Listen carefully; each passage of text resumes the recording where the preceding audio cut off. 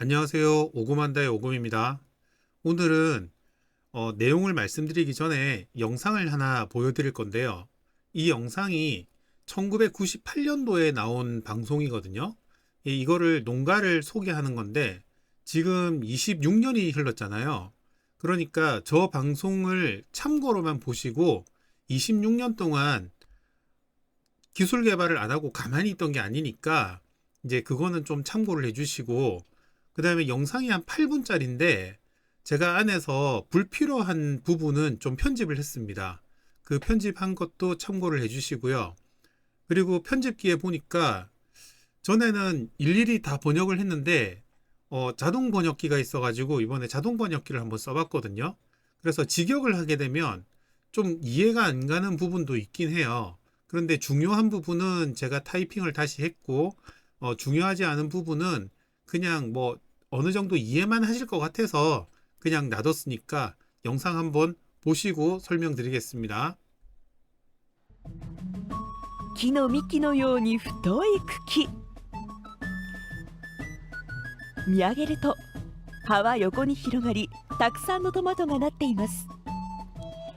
糖度が高い、いわゆるフルーツトマトです。ここは箕輪町にある信州トマト工房のハウス。代表の唐沢かねみさんは26年前からこのトマト栽培に取り組んでいます。トマト栽培は紐や支柱で苗を誘引する縦型が主流。一方こちらはブドウのように棚を作って茎や葉を広げさせる水平放任という栽培方法です。そうすると葉っぱの面積が縦栽培の面積よりは非常に広くなる。そうすると光合成をする量も多くなるので実にたくさんの糖がたまると。甘くする工夫は他にも。こちらは土を使わない水と液体肥料の溶液で育てる水耕栽培。甘みが増すよう溶液の濃度を調整して、一般的なトマトの糖度は4度から6度ほどですが、ここのトマトは 9.9 度でした。最高でどれぐらいいくんですか？12度くらいですよ。いただきます。甘いですね。普通のトマトと比べて一回りぐらい小ぶりなんですが、凝縮された旨味があってとても美味しいです。血流改善などに効果があるとされるリコピンも多く含まれているということです。甘いトマトで成功した唐沢さん、もともとはサラリーマンでゼロからのスタートでした。唐沢さんはメーカー勤務でしたが、酪農をしていた父親が亡くなり農業を始めることに。42歳の時でした。この土地生かす方法ないかということで、農業に入りました。トマトだけが右肩上がりで生産量が増えてるっていうのを見まして、いやこれだなと。ある日雑誌を読んでいるとフルーツトマトの記事が目に留まりました。フルーツトマトって何ぞやとデパ地下まで買いに行きまして、あずさの中で食べたらとんでもない味がする。味に衝撃を覚え、なんとか自分もと唐沢さんは書店に通い本を読み漁りました。水平放任栽培が高糖度のトマトができるっていうことが書いてありましたんで、なんとかそれ導入できないかと。設備はかかるんだけれども美味しいトマトをそれで栽培をしていきたいなと。1998年、設備を整え水平放任栽培に取り組みます。しかし険しい道のりが続きました。現在は週におよそ400キロを収穫。夏のイメージがありますが、唐沢さんのトマトが最も美味しくなるのは5月の連休頃だそうです。トマトは南米出身の植物ですんで、2000メートルの高地でありながら赤道直下で朝夕非常に涼しい。長野県もしくは日本に置き換えるとやっぱり3月から、6月梅雨入ったくらいまでが一番気象に適していると。味からいくとトマトっていうのは春のもの。水平放任栽培は収穫量が少なく、設備にも費用がかかり、栽培している農家は全国でも20軒ほど。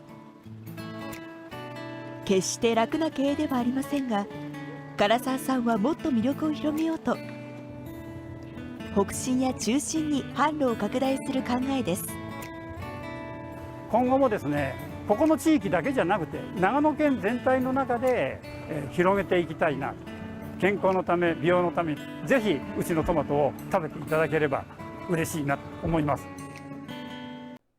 지금 영상이 1998년도에서 26년이 흘렀잖아요. 그래서 26년 동안 전국에 한 2,300개의 농장이 운영이 되고 있고요.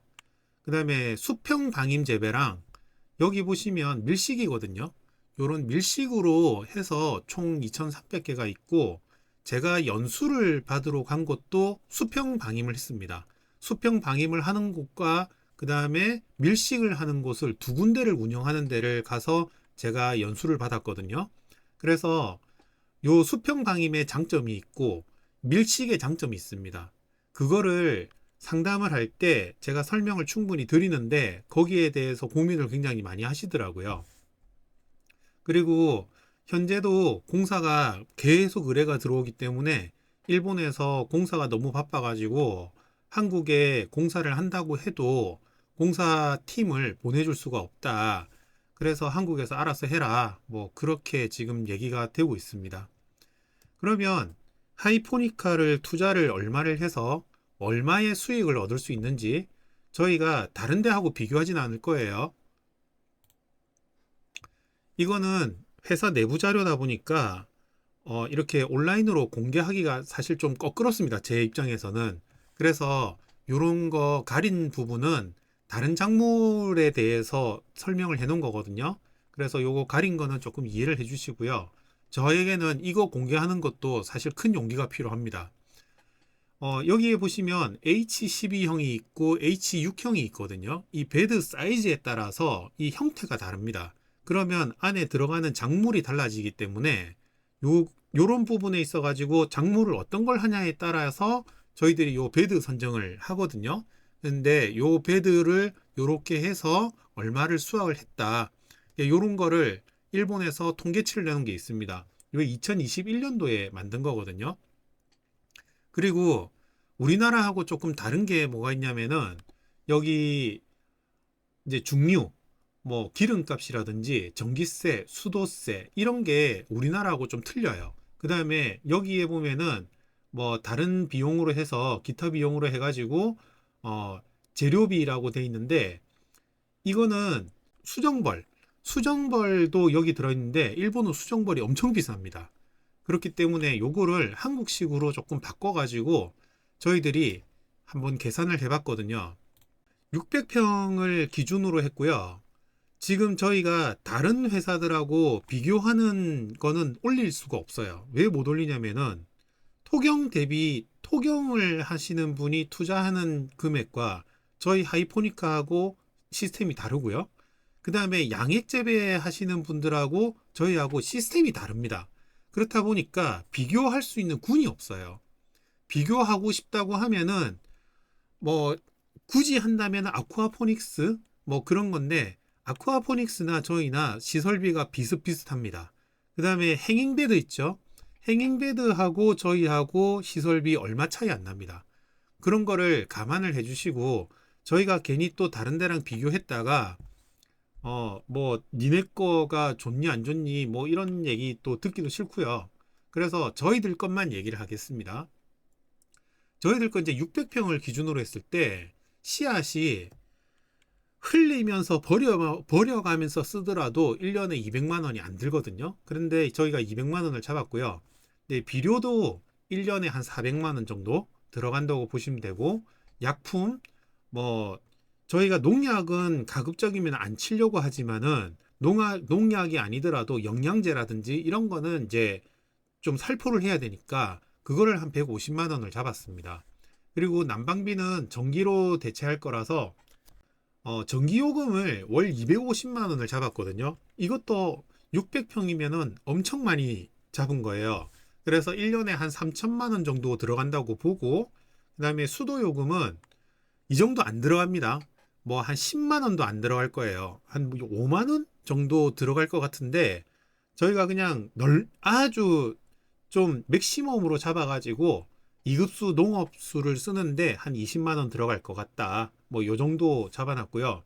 그리고 이제 재배를 하다 보면은 유인끈도 필요하고, 저희들은 이제 배지를 안 쓰는 대신에 스펀지를 쓰거든요. 근데 이 스펀지 가격이랑 뭐 호박벌이라든지 뭐 기타 부자재들 이런 거를 1200만 원을 잡았습니다. 그래서 합계가 저희가 이제 계산하는 거는, 제가 이거 숫자를 잘못 적었는데 한 4,970만 원, 약 5천만 원 정도가 이제 고정으로 나간다고 생각을 하고요. 근데 저희가 이제 지금 600평 양익 재배를 하려고 하니까 저기에 13라인에 5포트짜리 90짜리 배지가 90개가 있는데 모종이 5,850개가 들어가더라고요. 그래서 모종 가격이 보니까 한 1,500원에서 1,800원인데 이게 한 1,000만 원 들어가고요. 그 다음에 13라인에 배지를 바꾸게 되면은 여기에도 1,100만 원이 들어가거든요.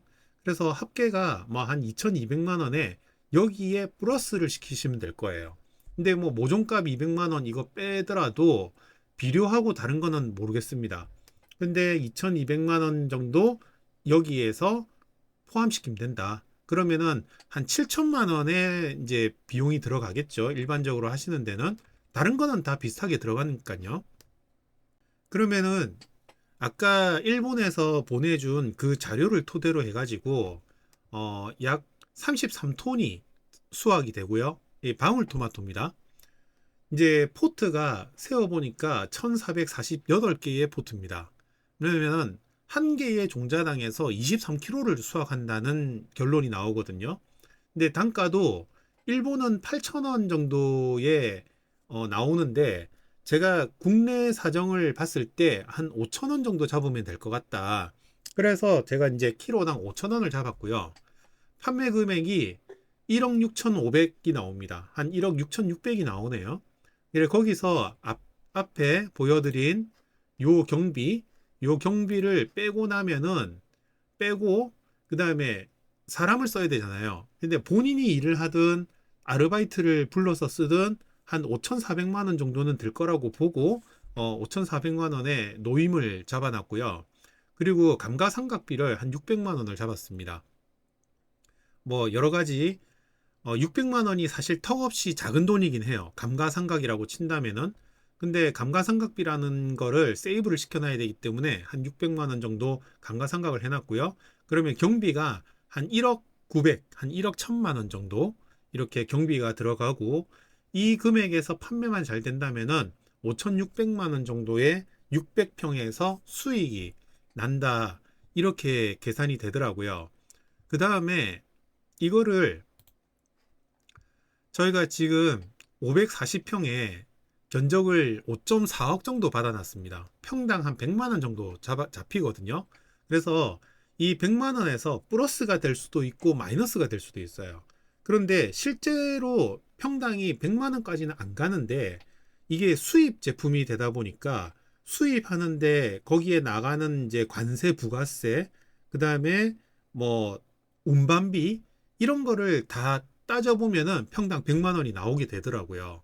그래서 평당 100만 원 정도 생각을 하시면 되고, 이제 H12형 15포트짜리거든요. 이 H12형 한 세트에 15개의 배지 구멍이 있는 거죠. 이거를 190개 하니까 2850포트가 되더라고요. 근데 540평에 들어가는 겁니다. 그러면 아까 1포트당 23kg의 수확이 나온다고 했지 않습니까? 그러면 이제 이게 65톤 정도의 수확이 가능하다라는 결론이 나오거든요. 근데 여기서 생산량을 65톤으로 잡았을 때 단가가 5,000원이면은 판매 금액이 3억 2,700이 나옵니다. 그리고 생산 경비가 아까 거기서 비료값이 더 들어가겠죠. 아무래도 비료값이랑 다른 거를 조금 더 보태가지고 이제 한 7천만 원 정도 잡았고요. 그 다음에 사람이 아무래도 숫자가 많아지면은 사람이 더 있어야 되니까 두 사람을 노임을 잡았을 때 한 8,400만 원을 잡아놨습니다. 그리고 감가상각비는 한 1,000만 원을 잡았고요. 그리고 경비 합계가 1억 6,300입니다. 뭐 1억 6,400이 나온다고 보고 순이익이 1억 6천이 나오게 되거든요. 그러면 이 5.4억을 투자했을 때 1.6억의 돈이 순이익이 생긴다면은 손익분기점을 3년 3개월로 잡을 수가 있습니다. 근데 이게 다가 아니죠. 이제 예를 들어 가지고 하우스를 새로 지어야 되면 하우스도 한 2억 정도에서 들어갈 거고요. 그 다음에 냉난방 장비 이것도 한 1억이 들어갈 거고요. 한 3억 들어가지 않습니까? 거기서 뭐 여러 가지 시설을 또 넣다 보면은 한 1억이라는 돈이 더 들어가게 돼 있어요. 그러면 이 돈을 다 합치면은 한 8억에서 9억 정도가 되거든요. 그러니까 8억에서 9억이라고 봤을 때 이거를 9억이라고 잡았을 때 1년에 1억 6천이라는 돈을 순수익으로 남길 수만 있다면은 5년 6개월이면은 손익분기점이 제로가 되는 겁니다. 그런데 여기에 제가 감가상각비라는 것도 1,000만 원씩 넣어놨잖아요. 그러면 이것도 계산을 하게 되면은 5년이면은 손익분기점이 나오는 거거든요. 그래서 제가 하이포니카를 선택한 이유가 있고요. 그리고 아까 98년도에 나온 영상을 보시면 아시겠지만은 세팅이 돼가지고 이거를 잘 키우는 방식만 알면 이 재현성이 굉장히 뛰어납니다. 재현성이라는 게 뭐냐면요. 작년에 품질 좋은 토마토를 키웠어요. 그럼 그 다음 해에 그거를 똑같이 키우기가 사실 어렵거든요. 그런데 이거는 시스템적으로 돌아가는 거기 때문에 이 재현성이 좋습니다. 그리고 다른 거에 비해서 생육이 좀 안정적입니다. 이거는 제가 연수를 받고 저희 농장에서 3년 동안 키워본 결과를 말씀을 드리는 거예요. 그리고 비료 밸런스하고 이 pH 조절하는데 굉장히 스트레스를 많이 받으시더라고요. 주변 분들이. 그런데 저희는 비료 밸런스라든지 pH에 대한 스트레스를 거의 받지 않았거든요.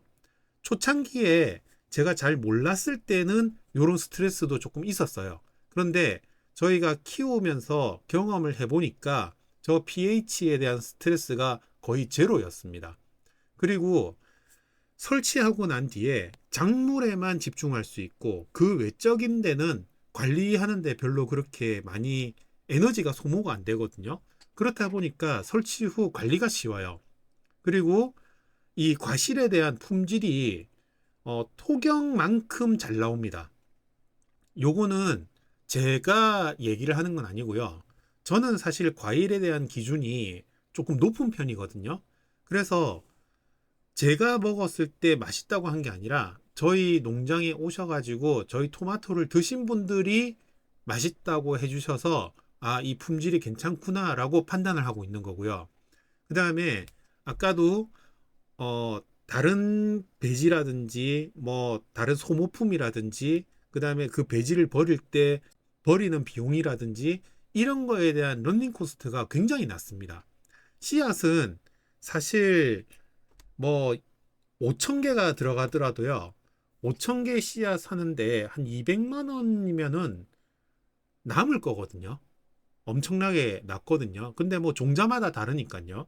네. 그래서 200만 원을 잡은 건데 여기에 대한 런닝 코스트가 낮기 때문에 저는 이 하이포니카가 좋다라고 생각을 하는 거고, 그리고 만약에 제가 토마토를 키우다가 여름 되면 토마토 작기가 끝나면 난 메론을 심어야겠다, 뭐 다른 작물을 심어야겠다 라고 할 때 그 작물 교체할 때 언제든지 다른 변화 없이 그냥 심으면 돼요.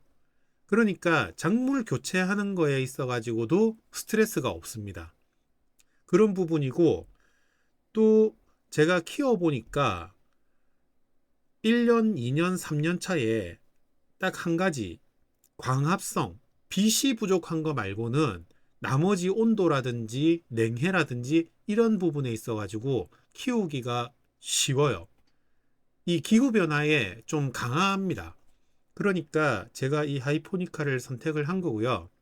제가 이거를 어떤 농장은 이렇게 나오는데 니네 농장은 이렇다. 뭐 우리 시스템은 이렇는데 니네 시스템은 이렇다. 이거를 비교하고 싶어서가 아니고요. 이런 거를 궁금해 하시는 분들이 계셔서 이 영상을 올려드리는 거고, 그리고 앞에 계산한 거는 정확하진 않습니다. 농업이라는 거는 데이터화, 수치화 할 수가 없더라고요. 좀 어렵더라고요. 이제 정확한 데이터, 정확한 수치는 그 농부의 실력이 어떻냐에 따라서도 이게 차이가 많이 나기 때문에 저희가 일본에서 받은 데이터, 그리고 저희가 한국에서 수집한 데이터, 이거를 정리를 해가지고 만들어 놓은 거기 때문에 참고만 하시면 좋겠습니다. 오늘은 여기까지 하겠습니다. 감사합니다.